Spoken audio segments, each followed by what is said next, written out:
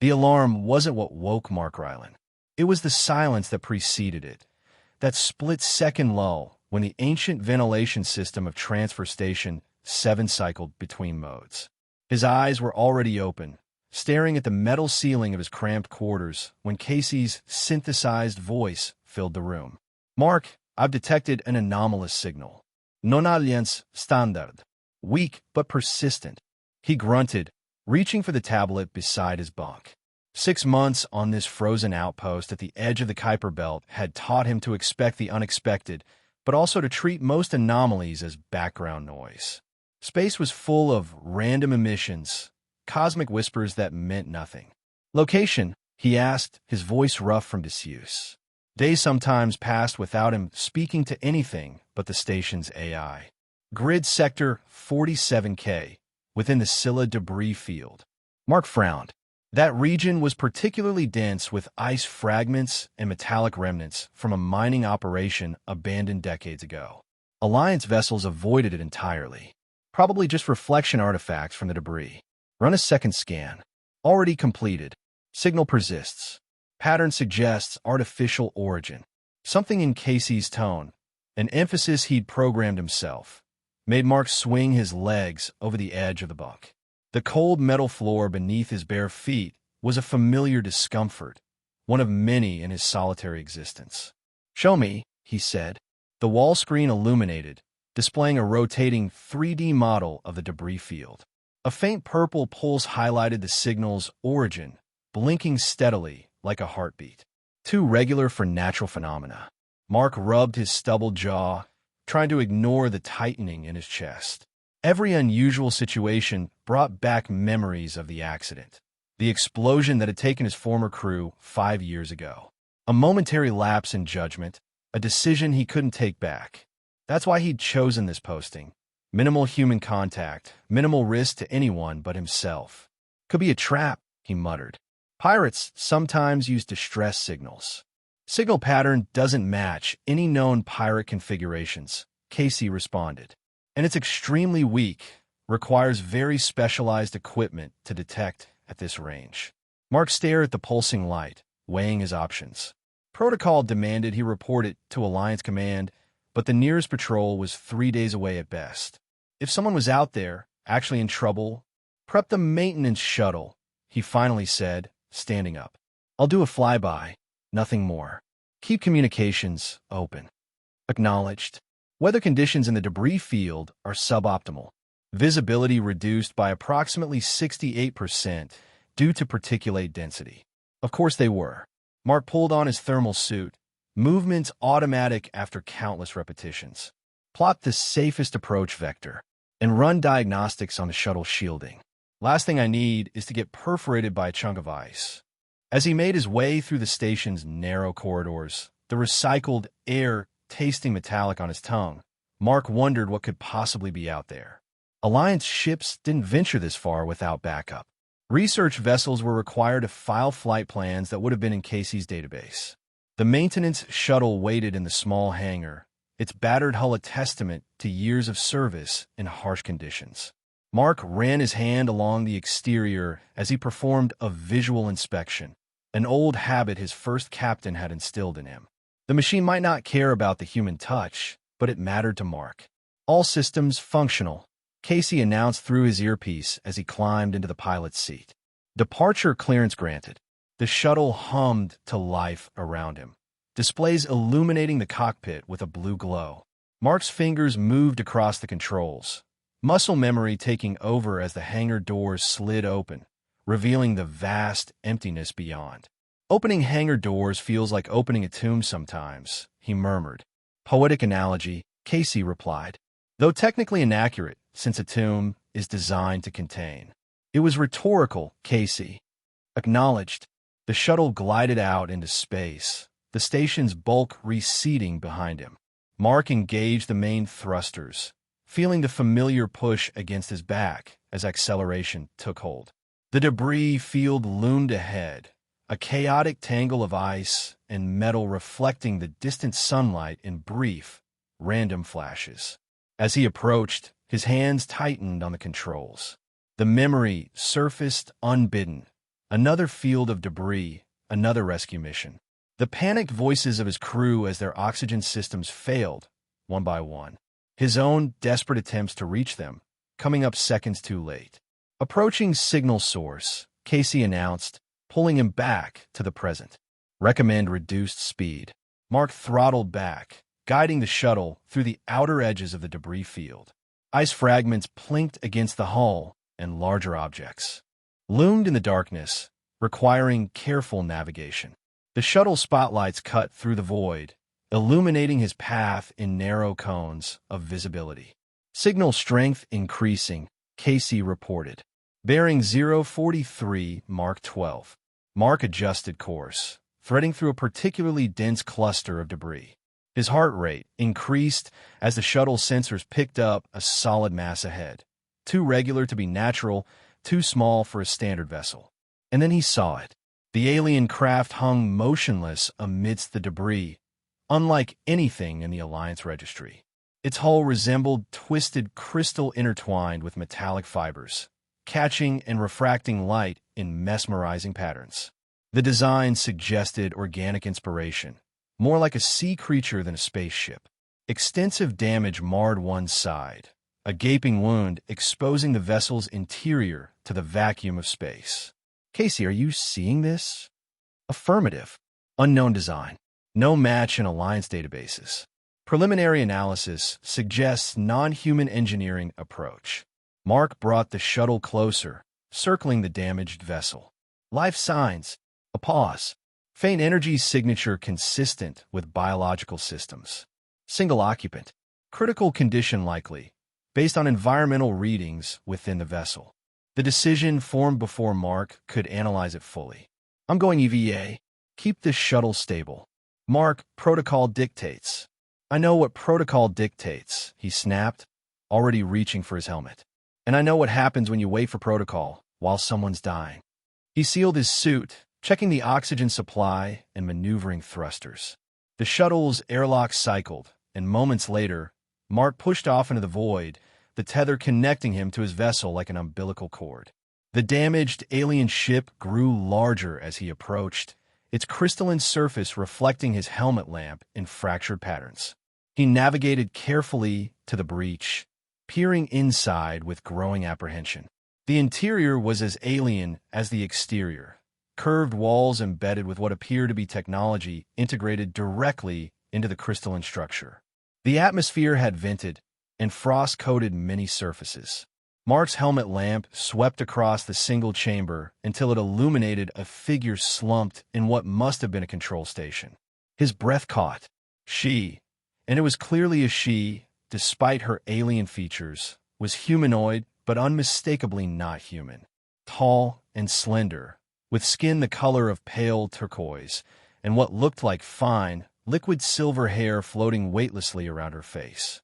She wore robes of a shimmering material, torn and damaged, revealing more of the blue-tinted skin beneath.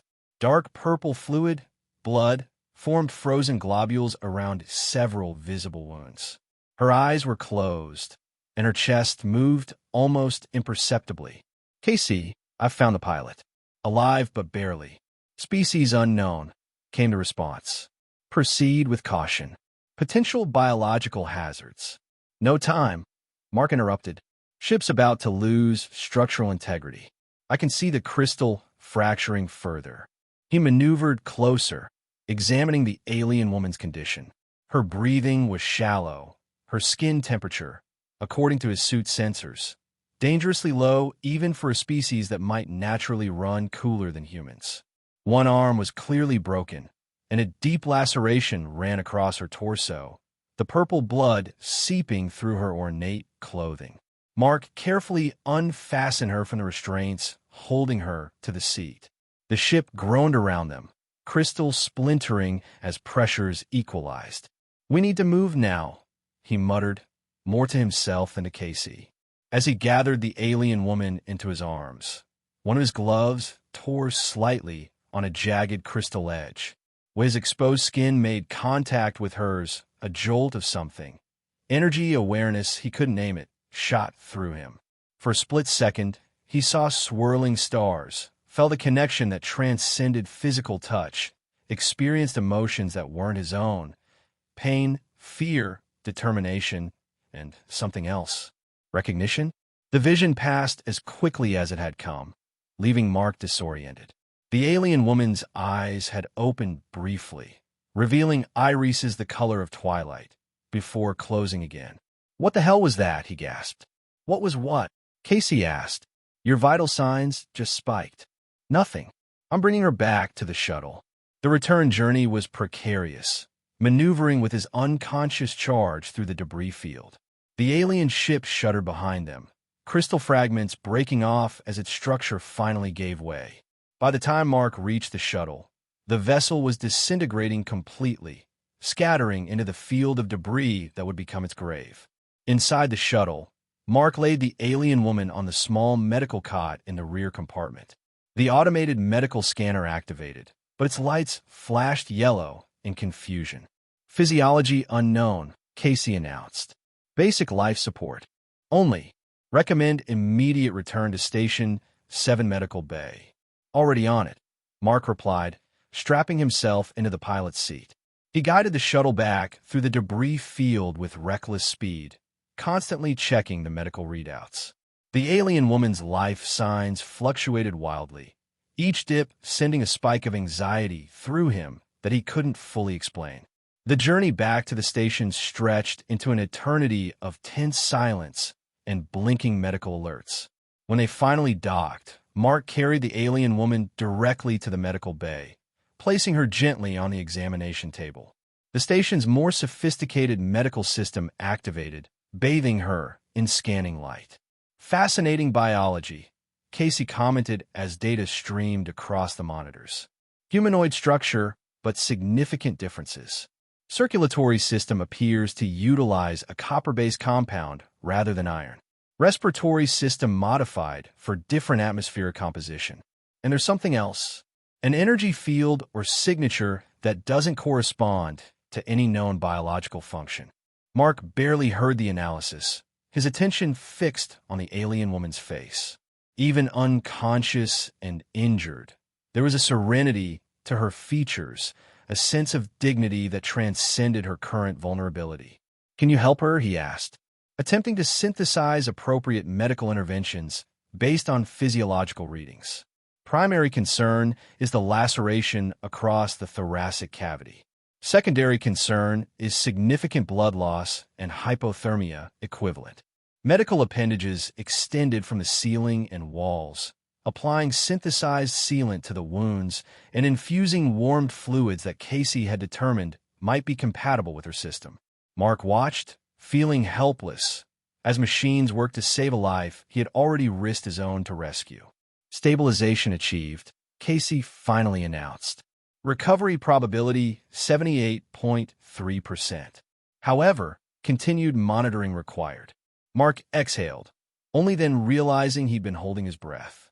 He pulled up a chair beside the medical table, studying the alien woman's face. Who was she? What was she doing in that strange ship, alone in the debris field? And what had happened when he touched her? "I'll take first watch," he told Casey, settling in for a long wait. "Alert me if anything changes." As the hours stretched into station cycles, Mark dozed intermittently, always waking with a start to check the monitors. The alien woman remained unconscious but stable, her breathing gradually becoming stronger, more regular. Once he thought he saw her eyelids flutter, but they remained closed. He was reviewing the sensor logs from the rescue when a soft sound drew his attention back to the medical table. The alien woman's eyes were open, large and luminous, the color of twilight deepening to purple near the pupils. She was looking directly at him. Mark froze, uncertain what to do or say. Those eyes held intelligence, awareness, and something else that made his pulse quicken.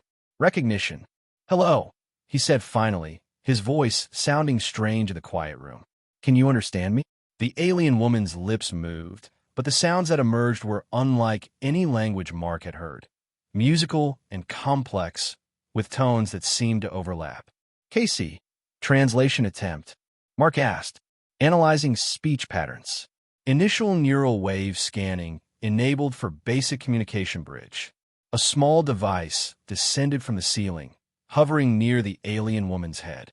She regarded it with caution, but no fear, then spoke again, more slowly. Translation approximation initializing, Casey announced. A moment later, a slightly monotone voice emerged from the station's speakers, rendering her words into English. I am grateful for rescue. This one is named Lyra, of the Cygnian people. Lyra, Mark repeated. The name suited her somehow. I'm Mark Rylan. Human, from Earth originally. You're on Transfer Station 7, in the Kuiper Belt system. Lyra attempted to sit up, wincing visibly. Mark moved forward instinctively to help, but stopped himself, remembering the strange connection that had occurred at their last physical contact. Be careful, he said instead. You were badly injured. Your ship was destroyed. Sadness flickered across her features. The vessel was ancient, sacred. Its loss is grievous. She paused, gathering strength. But life is more sacred still. You gave yours to save mine. I didn't give my life, Mark corrected. I just did what anyone would do. Lyra's expression changed subtly. The touch. When rescuing, you felt it. Mark hesitated. Yes. Something happened. I saw something, felt something. She closed her eyes briefly. When she opened them again, they held a mixture of reverence and what appeared to be resignation. Insignian understanding. When one life saves another at the infinite threshold, the moment between existence and non-existence, through direct contact, a life bond forms. Her words were becoming clearer as the translation system adapted to her speech patterns. This is our most ancient law, our deepest truth. The energy of life was redirected, interrupted in its cosmic flow. Balance must be restored. Balance, Mark echoed, a sense of unease growing. What kind of balance? The balance requires permanent union, what humans would call marriage. Mark stared at her, certain he had misunderstood. Marriage? That can't be right. The translator must be malfunctioning. The concept is accurately translated, Casey interjected.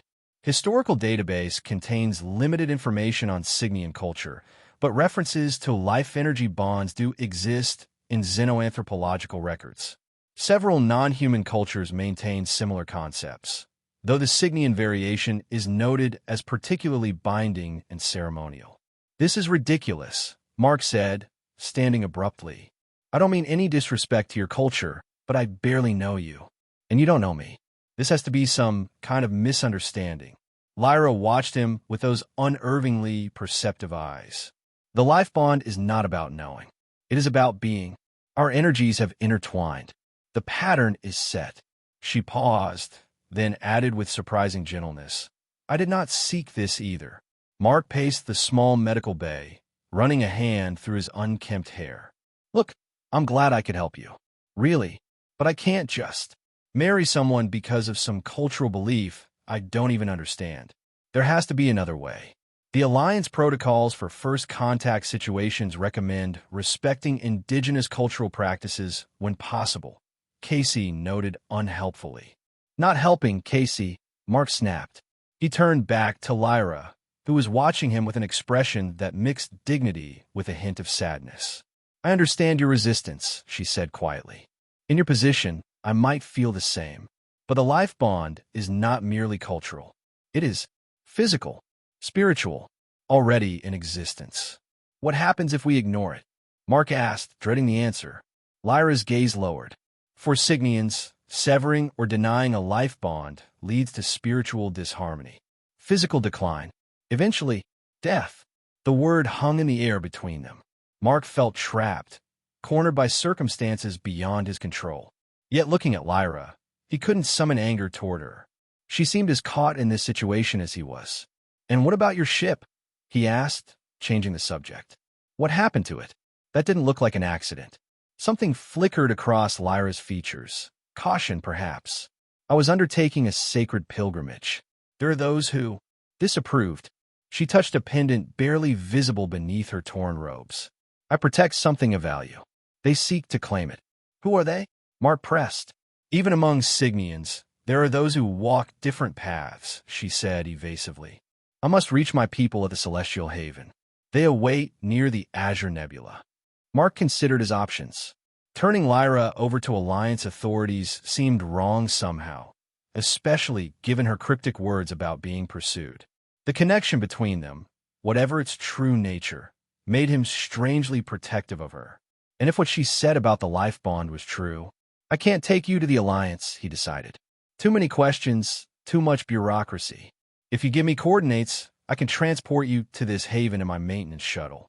It's not fast, but it's off the official grid. Relief softened Lyra's features. You would do this? Even with your doubts about the bond? Mark shrugged, affecting a casualness he didn't feel. I saved your life. Seems wrong to abandon you halfway through the rescue. What he didn't say was that he needed answers about the connection they shared, about the vision he'd experienced. And beneath his pragmatic reasoning lay something else, something he wasn't ready to examine. A pull toward this strange, serene being that defied logical explanation. Rest, he told her, moving toward the door. We'll leave when you're stronger. Casey, continue monitoring her condition and alert me to any changes. Acknowledged, the AI responded. As the door closed behind him, Mark leaned against the corridor wall, exhaling slowly. What had he gotten himself into? And more importantly, how would he get out of it without causing harm to either of them? The journey to the Azure Nebula would take several cycles in the maintenance shuttle. Time enough, perhaps, to unravel the mystery of a life bond, or to become further entangled in it. The maintenance shuttle hummed steadily as it carved a path through the star-strewn void. 3 cycles had passed since they'd left Transfer Station 7, and in that time, a tentative rhythm had developed between Mark and his unexpected passenger. Lyra had recovered remarkably quickly once stabilized, her physiology apparently designed for efficient healing. She moved about the shuttle's limited space with fluid grace, adapting to human technology with curious interest. The translation system, modified by Casey and uploaded to the shuttle's computer, continued to improve, rendering her musical speech into increasingly nuanced English. Your vessel is utilitarian, she observed as Mark performed routine checks of the navigation system. But it has character, a history. Mark glanced at her, noting how the starlight through the viewport caught in her silver hair. It's seen better days, but it's reliable. Gets the job done. Like its pilot, Lyra said with what might have been the ghost of a smile. These moments of almost familiarity alternated with periods of awkward tension, neither of them fully addressing the life bond that hung between them like an invisible tether. Mark had tried to research Signian culture using the shuttle's limited database, but information was sparse, just enough to confirm that they were an ancient, technologically advanced species known for their spiritual philosophy and relative isolation from galactic affairs. Tell me about your world, Mark said during their shared meal on the 4th cycle. The synthesized food was bland but nutritious, adapted to accommodate Lyra's dietary needs. Xylos, right? I've never met anyone from there before. Lyra's eyes softened with what appeared to be nostalgia. Xylos orbits a binary star system, one golden, one blue. When they align, which happens once in every 27 cycles, the light creates what we call the harmony, a green radiance that bathes everything. Our cities are built of living crystal, grown rather than constructed, shaped by thought and song over generations. Her words painted images so vivid that Mark could almost see them. It sounds beautiful. It is. Our tallest spires catch starlight and transform it into music. The central temple, where I served as a keeper, stands at the heart of the capital city, a structure that has existed since before my ancestors first traveled beyond our atmosphere. Her expression grew distant. The temple houses our most sacred artifacts, remnants from when the Signian people first awakened to cosmic consciousness. Is that what you're protecting? One of these artifacts? Lyra's hand moved instinctively to the pendant concealed beneath her repaired robes. The stellar heart is one of our oldest treasures. It contains knowledge, power. According to tradition, It was formed when a dying star compressed its wisdom into physical form before collapsing. For generations, it has been protected by my lineage. And now someone wants to take it, Mark included. She nodded solemnly. There's a faction among my people, the Void Seekers, who believe the ancient ways restrict us. They seek to use our sacred objects for domination rather than harmony. My pilgrimage was to bring the heart to a safer sanctuary. Her twilight eyes met his. They will not stop pursuing it. Or me. The gravity of her situation sank in. Mark had assumed he was rescuing a lone traveler from an accident. Instead, he had embroiled himself in what amounted to a religious civil war among an alien species. And where do I fit into all this? He asked quietly. This life bond, is it real? Or is it a convenient tradition that gives you a human protector? Pain flashed across Lyra's features, so genuine that Mark immediately regretted his words. The bond is real, she said with quiet intensity. More real than the metal of this ship, more enduring than the stars we pass. I would not invoke such a sacred connection falsely. When your skin touched mine at the infinite threshold, our life energies recognized each other, intertwined. Such a thing cannot be undone or denied without grave consequences. Something in her voice, a mixture of certainty and resignation, made Mark believe her, despite his lingering skepticism. The memory of that moment of connection stayed with him, impossible to rationalize away. I'm sorry, he said. This is just a lot to process. Your doubt is understandable, Lyra acknowledged. Humans value choice in their bonds. For Cygnians, some connections transcend choice. They are written in the cosmic pattern. Mark was formulating a response when the shuttle's proximity alarm blared suddenly. He turned to the control panel, fingers flying over the displays. Something's following us, he muttered, checking the readings. Has been for at least half a cycle, staying just at the edge of sensor range. I thought it was an anomaly, but it's adjusted course 3 times to match ours. Lyra tensed visibly. They found us. The Void Seekers? She nodded grimly. Their vessels are designed for pursuit. Swift and ruthless, like their philosophy. Mark assessed their options quickly. The maintenance shuttle wasn't built for combat or high-speed evasion. Its shields were minimal, designed to deflect small debris rather than weapons. Fire. How much farther to the celestial haven? At current velocity, approximately 2 cycles, Lyra replied. Too long, Mark muttered. They'll intercept us before then. He studied the star charts, mind racing. There's a dense asteroid field about 6 hours ahead. Not a place most pilots would willingly enter, but I've navigated worse. If we can reach it, we might lose them in the chaos. Lyra placed a hand on the console near his, careful not to touch him directly. You would risk such danger? Mark met her gaze steadily. I made a choice when I brought you aboard. I don't abandon my passengers halfway through the journey. He didn't mention the other reason, the inexplicable protective instinct that had been growing stronger with each passing cycle. Whether it stemmed from the life bond or something else entirely, Mark couldn't ignore it. Strap in, he instructed, already inputting new coordinates. This might get rough. The pursuing vessel closed the distance steadily as they approached the asteroid field. It was clearly faster than the shuttle, its design reminiscent of Lyra's destroyed ship, but darker, more predatory in its lines. They're scanning us, Mark noted, watching the sensor readings. And charging weapons. Definitely not coming for a friendly chat. The Void Seekers rarely engage in dialogue, Lyra said grimly, especially when pursuing what they believe is their rightful property. The first energy blast came moments later, a warning shot that passed just off their port side, close enough to make the shuttle's shields flare briefly. Hold on, Mark called, engaging maximum thrust. The shuttle lurched forward, engines straining as they hurtled toward the looming field of tumbling rocks ahead. The pursuing ship fired again, this time striking the shuttle's rear quarter. The vessel shuddered violently, alarms blaring as systems reported damage. Partial shield failure, Mark announced through gritted teeth. Engine efficiency down to 82%. They plunged into the asteroid field, massive rocks tumbling around them in a deadly dance. Mark's hands moved across the controls with practiced precision, guiding the shuttle through narrow gaps and around spinning hazards. Years of experience navigating debris fields served him well now, instinct and skill combining into a fluid awareness of his surroundings. Behind them, the Void Seeker vessel followed, its superior maneuverability evident as it wove through the asteroid field.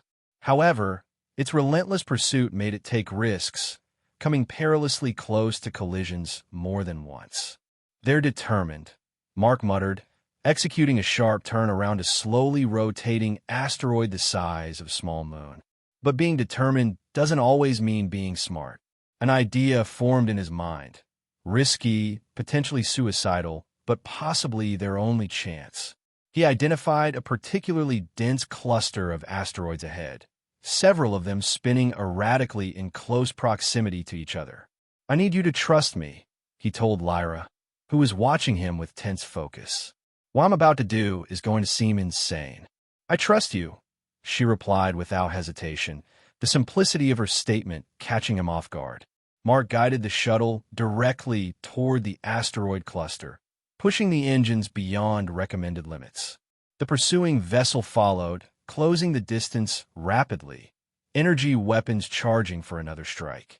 At the last possible moment, Mark cut the main engines and fired the maneuvering thrusters in a specific sequence, sending the shuttle into a controlled tumble between two massive asteroids. The maneuver left them momentarily vulnerable, but also unpredictable, their trajectory becoming difficult to track. The Void Seeker ship, committed to its pursuit path, couldn't adjust in time. It managed to avoid a direct collision with the asteroids, but scraped along one surface, sending it spinning into the path of another. The impact was catastrophic, the crystalline vessel shattering into countless glittering fragments. Mark stabilized the shuttle, letting out a breath he hadn't realized he was holding. "That was closer than I'd like." "Your skill is remarkable," Lyra said, genuine admiration in her voice.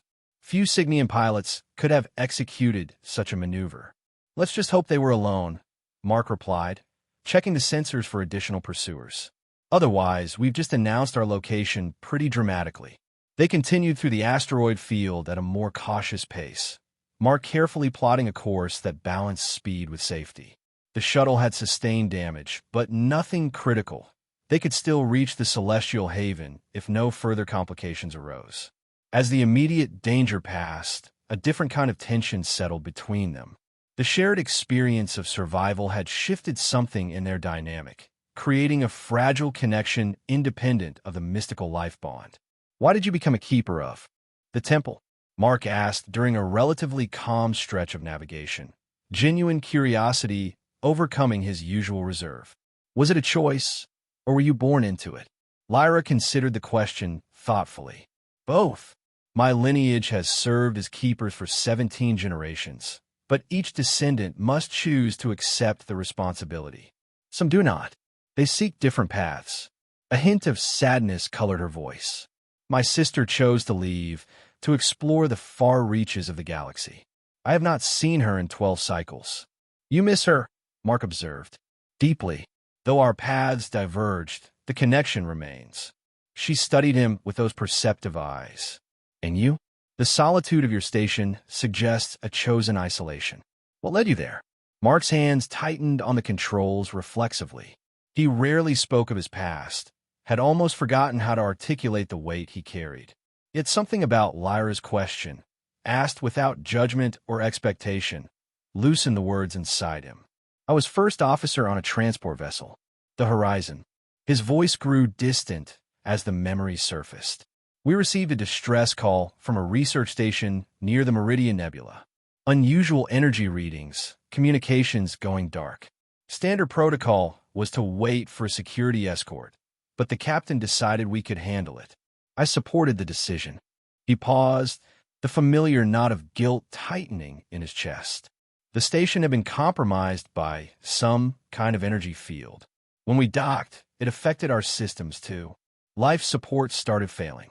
I was in the engine room, trying to restore power when the containment field collapsed. The captain and 3 crew members were in the main cabin. They didn't make it out. You blame yourself, Lyra said softly. It wasn't a question. I was the one who insisted the auxiliary power could handle the docking procedure. I was wrong. Mark's gaze remained fixed on the viewport, watching the asteroids drift past.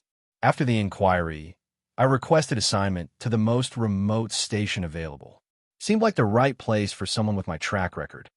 Isolation is penance, Lyra observed. Yet you risked yourself to save me, a stranger. The irony wasn't lost on Mark. Maybe I'm tired of letting people die on my watch. They lapsed into silence, each absorbed in their own thoughts as the shuttle continued its careful navigation through the asteroid field. Mark was surprised to find that sharing the burden of his past had lightened it somehow, if only marginally. He had carried it alone for so long that the simple act of speaking it aloud felt like release. Several hours later, they emerged from the asteroid field into clearer space. The Azure Nebula loomed ahead, a vast cloud of cosmic dust illuminated from within by newborn stars, creating swirls of indigo and violet against the blackness of space. It's beautiful, Mark said, momentarily forgetting their precarious situation as he beheld the natural wonder. It is why we chose this location, Lyra replied, her own gaze fixed on the nebula. Beauty and practicality combined. The nebula's radiation patterns mask energy signatures, making the haven difficult to detect. As they approached, Lyra provided coordinates for a specific region of the nebula. At first glance, it appeared empty, just another section of the cosmic cloud. But as they drew closer, something began to take shape against the backdrop of glowing dust, a structure of impossible delicacy and ethereal beauty, like a crystalline flower blooming in the vacuum of space. The celestial haven was unlike any space station Mark had ever seen. Its graceful spires and translucent chambers seemed to both absorb and emit light, creating a luminous presence that appeared simultaneously solid and insubstantial. Though clearly artificial, it resembled a natural formation, as if it had grown organically from the cosmic materials surrounding it. How do we dock with something like that? Mark wondered aloud. The haven recognizes Cygnian energy signatures, Lyra explained. Hold position here. She moved to the shuttle's communication system, modifying it with practiced ease to emit a specific frequency. Moments later, a pulse of light rippled across the haven's surface, and a section near what appeared to be its center began to open, revealing a docking bay of sorts. We are welcomed, Lyra said, a note of relief in her voice. Guide your vessel into the opening. The haven will do the rest. Mark complied, maneuvering the shuttle toward the luminous aperture. As they approached, he felt a gentle tug, some form of tractor beam or gravitational control, guiding the shuttle into a perfect docking position. The aperture closed behind them, sealing with a fluid motion that reminded Mark of water rather than mechanical doors. They had arrived at the celestial haven, a sanctuary of alien design and purpose. Mark cut the engines, a mixture of apprehension and curiosity, washing over him. What would Lyra's people make of him? And more pressingly, how would they react to the life bond that now connected him to one of their sacred keepers? As if reading his thoughts, Lyra turned to him. The elders will have sensed the bond already. They will expect certain protocols to be observed. What kind of protocols? Mark asked warily. The harmonization ritual, she replied. A ceremony to properly acknowledge and stabilize the life bond. Her expression was solemn, but also tinged with something like apprehension. It is not merely symbolic. Among my people, it is the most sacred of connections. Mark felt his chest tighten. And if I refuse? The elders will still receive us, Lyra said carefully. But refusing would be seen as... She searched for the right translation, a spiritual wound, one that affects us both. Before Mark could respond, a soft chime resonated through the shuttle, indicating that external atmosphere had been established. The docking was complete. We should go, Lyra said, rising gracefully from her seat. They are waiting. As the shuttle's hatch opened, Mark was struck by the atmosphere of the haven. Not just the air, which had a sweet, slightly metallic quality that tickled his nose, but the overwhelming sense of being in a space utterly alien, yet somehow welcoming. The docking bay ceiling arched high above them, appearing to be made of the same crystalline material as the exterior, but with subtle, flowing patterns of light moving through its structure like bioluminescent currents. A delegation awaited them on the landing platform. 6 Cygnians standing in perfect symmetry, 3 on each side of a central walkway. Like Lyra, they were tall and slender with the same turquoise skin, though in varying shades. Their clothing consisted of flowing robes with intricate patterns that seemed to shift subtly as they moved, creating an almost hypnotic effect. The central figure stepped forward, older than Lyra, with deeper blue skin and silver hair that fell past their waist, adorned with what appeared to be tiny crystals that caught the ambient light. Lyra, keeper of the stellar heart. The elder spoke, their voice carrying the same musical quality as Lyra's, but deeper, more resonant. You return to us from the threshold of non-existence. The cosmic pattern continues through you. Lyra bowed deeply, touching her forehead, heart, and then extending her hand palm up toward the elder. Elder the lion, I bring the heart unharmed, though the vessel of tradition was lost.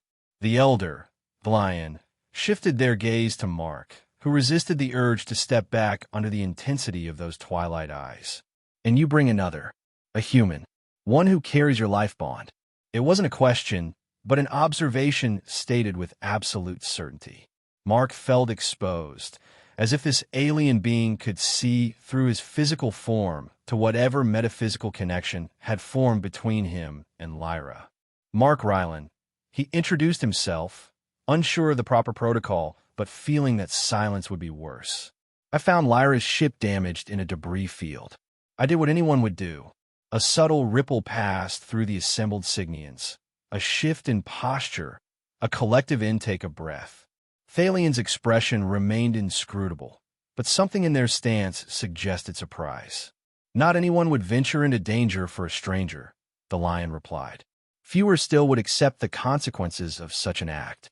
They turned to Lyra. The heart first. Then we will address the bond. Lyra nodded, stepping forward to remove the pendant from around her neck. For the first time, Mark saw it clearly, a small crystalline object no larger than a walnut, seemingly ordinary at first glance. But as Lyra held it in her palm, it began to glow from within, pulsing with a light that somehow felt ancient, as if it had been shining since the beginning of time. The lion cupped their hands, and Lyra placed the stellar heart in them with reverent care. The moment of transfer created a brief flash of light that left afterimages in Mark's vision. The heart returns to safekeeping, the lion announced. Its journey is complete. They turned their attention back to Mark and Lyra. Now we must address the life bond. It is strong but unbalanced, formed in crisis rather than intention. The harmonization must begin without delay. Mark stepped forward, finding his voice despite the intimidating presence of the Cygnian elders. With all due respect, I need to understand what this harmonization entails before agreeing to anything. Where I come from, we don't rush into lifetime commitments with people we've just met, no matter how extraordinary the circumstances. His words caused another ripple among the Cygnians, this one more pronounced. One of the younger-looking delegates whispered something to another, their expression suggesting either offense or astonishment. The lion, however, seemed unperturbed. Your caution is understandable, Mark Rylan of Earth. The harmonization is not entered lightly, even among Cygnians who understand its nature from birth. They gestured toward a corridor leading away from the docking bay. Gulme, we will explain while you are prepared.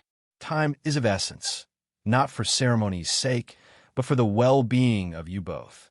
Sensing he wouldn't get further answers standing in the docking bay, Mark nodded his agreement. Lyra gave him a glance that might have held gratitude before following the lion. Mark fell in a step beside her, hyper-aware of the other Cygnians forming a loose procession behind them. The corridors of the haven were as remarkable as its exterior, curved passages that seemed to have been grown rather than constructed, with the same flowing light patterns moving through walls that were somehow both solid and slightly translucent. The overall effect was disorienting yet beautiful, like walking through the interior of some vast, living organism. They were led to separate chambers on opposite sides of a circular hub. Before they parted, Lyra turned to Mark, her expression earnest. "The preparations are meant to align our energies," she explained quickly. "They're not harmful, merely unfamiliar to humans. Trust that no one here wishes you ill." With that ambiguous reassurance, she disappeared into her designated chamber. Mark was ushered into his by two Cygnian attendants, their manner polite but allowing no room for hesitation. The chamber was spacious and dominated by what appeared to be a shallow pool in its center, filled with a liquid that glowed with the same blue-violet luminescence that seemed to pervade the haven. The walls pulsed gently with light, and soft, barely audible tones hung in the air, creating an atmosphere of serene expectation. One of the attendants, distinguished from the other by markings on their robes, addressed Mark directly, their English precise but accented in a way that suggested the translation device was working overtime. "I am Valen, First Harmonizer," they said. "I will guide your preparation for the ritual. The process has three aspects: purification, attunement, and synchronization." "That doesn't actually tell me what's going to happen," Mark pointed out, his wariness increasing. Valen inclined their head in acknowledgement. "Purification requires immersion in the luminous waters." They gestured to the pool, which will cleanse both physical impurities and energetic dissonance. "Attunement involves consuming the harmony nectar, which prepares your system to fully recognize the life bond. Synchronization is achieved through sound and light calibrated to align your energy pattern with Lyra's." Mark eyed the glowing pool with healthy skepticism. "Is any of this going to have lasting effects on my human physiology? Chemical changes, neurological alterations, that sort of thing?" "The process is adapted for your biology," Valen assured him. "We have encountered humans before, though rarely in these circumstances. The effects facilitate the harmonization only. They do not alter your fundamental nature." Somewhat reassured but still cautious, Mark nodded. "Let's proceed then." The purification, as it turned out, required Mark to shed his clothing and enter the glowing pool. The liquid, warmer than it appeared, had the consistency of water but left a tingling sensation on his skin, as if millions of tiny electrical charges were dancing across his surface. It wasn't unpleasant, but it was decidedly strange. As he immersed himself fully, the sensation intensified, penetrating deeper until he felt the tingling throughout his body. Images flashed through his mind, rapid, disjointed scenes from his past, interspersed with glimpses of places he'd never seen, worlds of crystal and light that he somehow knew belonged to Lyra's memories. When he emerged from the pool, his skin glowed subtly, the luminescence fading gradually as the attendants provided him with new garments, robes similar to those worn by the Cygnians, but tailored for his human proportions. The fabric felt impossibly light, yet substantial, somehow both cooling and warming at once. The harmony nectar came next, a small cup of iridescent liquid that shimmered with shifting colors.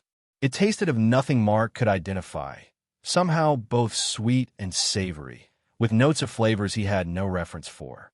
As the liquid spread through his system, a profound sense of calm washed over him, along with heightened awareness. The flowing light in the walls became more vivid, the soft tones in the air resolved into complex harmonies, and he could feel, somehow, Lyra's presence on the other side of the haven, undergoing her own preparations. The synchronization phase involved sitting in a designated circle on the floor, while precisely arranged crystals around him emitted patterns of light and sound. Mark found himself slipping into a meditative state, his thoughts becoming clearer yet more distant, as if he were observing them from outside himself. Through it all, Valen and the other attendant moved with practiced efficiency, neither rushing nor lingering, treating the process with reverent focus. When they finally declared the preparation complete, Mark felt simultaneously energized and deeply relaxed, more centered than he had been in years. "The harmonization chamber awaits," Valen announced, gesturing toward the door. "Lyra will join us there." Mark followed, curious despite his lingering reservations. The effects of the preparation ritual had been unexpectedly pleasant, leaving him more open to whatever came next. As they walked, he asked the question that had been nagging at him since arriving at the Haven. "Has this happened before? A life bond between a Signian and a human?" Valen's pace faltered slightly before resuming. "There are records of 7 such bonds in our history. The most recent was 300 years ago. And how did those turn out?" Mark pressed. "Each bond follows its own path," Valen replied, their tone suggesting careful diplomacy. "Some found harmony. Others faced challenges." Before Mark could ask for clarification, they arrived at the harmonization chamber, a vast, circular space at what seemed to be the heart of the Haven. The ceiling arched high above, opening to a direct view of the nebula outside, its swirling colors casting the entire chamber in ethereal light. The floor featured intricate patterns that spiraled inward toward a central platform, where 2 shallow depressions marked positions for the participants. And there was Lyra, entering from the opposite side of the chamber, accompanied by her own attendants. She had been transformed by the preparation ritual, her silver hair now interwoven with strands of light, her skin glowing more intensely, her robes adorned with symbols that pulsed gently. She looked otherworldly, majestic, and seeing her, Mark felt a tightening in his chest that had nothing to do with the life bond and everything to do with her innate grace and beauty. Their eyes met across the chamber, and in that moment, Mark felt the connection between them surge, as tangible as a physical touch. Lyra's expression softened, a small smile curving her lips. Then the moment was broken as Elder the Lion entered the chamber, followed by a procession of Signians who took positions around the perimeter of the space. The air filled with expectation as Mark and Lyra were guided to the central platform, each standing in one of the marked depressions, facing each other across a distance of about 2 meters. "The harmonization begins," the Lion announced, their voice resonating through the chamber. "Two energies, joined by fate, now seek balance and recognition." As the Elder spoke, the patterns on the floor began to glow more intensely, light spiraling upward around Mark and Lyra like luminous ribbons. The air between them seemed to shimmer with possibility. "In the presence of the cosmic pattern, we witness the alignment of these souls," the Lion continued. "Mark Rylan, who gave life. Lyra of the Stellar Temple, who received it. The exchange created imbalance. Harmonization restores the flow." The ritual proceeded with a series of call-and-response exchanges between the Lion and the assembled Signians, the musical language creating a hypnotic rhythm. Mark stood still, feeling the energy in the room building, the connection between him and Lyra growing more palpable with each passing moment. Then came the first test. Crystalline devices descended from above, hovering between them at eye level. Images began to form within the crystals, memories Mark realized with a start, his memories playing out for all to see. The rescue of Lyra from her damaged ship, the moment their skin had touched, creating the life bond.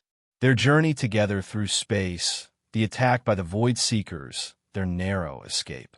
All displayed with perfect clarity, but from his perspective, with his emotions laid bare, his initial reluctance, his growing fascination, his protective instinct. When his memories finished, the crystals shifted, and now it was Lyra's perspective being shown.